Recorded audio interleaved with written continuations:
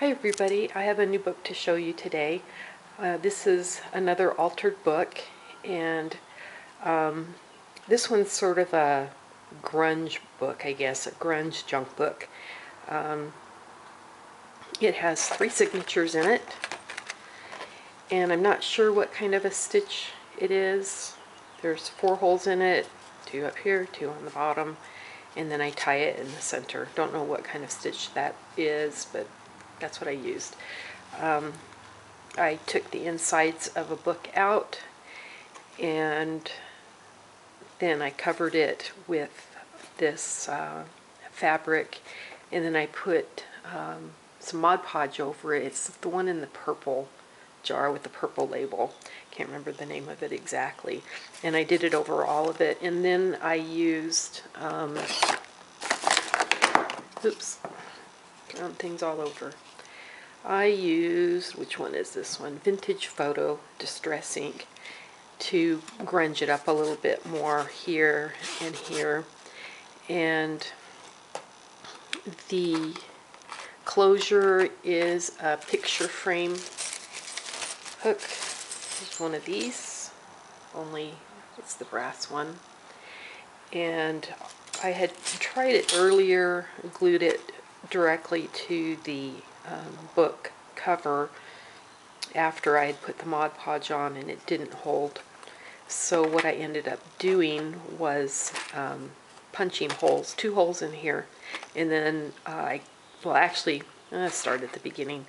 I went ahead and cut out a circle of fabric and glued that down, Mod Podged over it, and then I punched 2 holes and I glued the picture hanger on, and then I took some crochet thread and doubled it up and actually sewed it through. And this ribbon that you see here is just for decoration, just to hide all the sewing that I did, but I think even without the bow it would look fine. And then I added, since this is a junk journal and it's a grunge journal, I added this sort of junky, cheesy looking chain, and then I found sort of a cheesy plastic looking heart that I think goes quite well with it and with the design in the fabric. And if you look close, you can see that there's like some orange paint daubs on here, and that's exactly what they are, is orange craft paint, because the inside is orange, and it was actually very close to this color, but when I decided to go grunge, I wanted to highlight the cracks and just kind of make it look grungy and old. So I went ahead and I think I used, oh, I can't remember the name of it. It's Apple Barrel Craft Paint. I think it's tomato or tomato bisque or something like that. But it was very close to the color that was on the inside anyway. So I really didn't do much other than paint it and put some Mod Podge over the top of it to seal it. I put a pocket here, and everything is distressed with the Vintage Photo Distress ink. These are tags that I cut out using my Cricut, and this is Paper Studio, Best of Paper Studio. It's like, looks like an old wooden fence. And these papers here, I really don't remember where they came from. I went looking, and I'm thinking that I used the last of whatever I had, because I can't find anymore, and I just don't remember where they came from. This is Hug Snug Seam binding that I colored myself. It was white, and now it's brown. And then I just put a paper clip here and some tea-dyed paper on here. This is just a little tuck spot, and tuck spots don't work well for me, so I usually end up putting the paper clips. And this is packaging from something I got at the dollar store. That's as good as it gets. So I included it in here, a little cardboard graph, whatever. I have a Distress It Zutter Or I can't remember the name of that either. But anyway, so all the pages have been run through that. Most of them anyway, to make them look torn. And then they were inked with the, what did I say? Oh, the vintage photo. And then I used, let's see if I can remember. I have my, here it is. This is the tab punch that I use. I don't know the name of it. What does it say on here? Paper Shapers. Oh, Stampin' Up. Okay, this is a Stampin' Up. So anyway, that's what I used for the tabs on here. And I just did tabs on each page on the first part of each signature. And well, I guess I did it on the last part, but then the rest of them I didn't do. And again, I did it on the front page, or the first pages. And I added some eyelash yarn, fibers, hair, trim, whatever you want to call it, underneath that. So let's see. Oh, and then I used tea-dyed paper, which I'm about out, and some stamps. This is a definition stamp, and let me put this down here and see if I can find where I put it. They're here somewhere, but I don't know about. Okay, these, whatever these are. Oh, it's Stampin' Up again. I must like Stampin' Up. It says Define Your Life, set of 28. And they're front and back. So anyway, those are the ones that I used. And this one says happy, and it says cheerful, tickle pink, content, simple pleasure together, feeling of giddiness or joy. And the ink that I used for that was, it's really hard, it's called Knotted Wood, and it's I can't find the little paper that goes with it. It shows the different colors, but this is what it looks like a little iron, and it's like chalkboard ink, or not chalkboard, chalk ink. I can't read what it says on here where it's from, sorry, but that's what it looks like. And here's a whole stack of them. So yeah, I got it through Amazon. Sorry, I'm really bad about my sources. I just don't remember where they are. So, okay, here's a little heart. I did that in the orangey red color.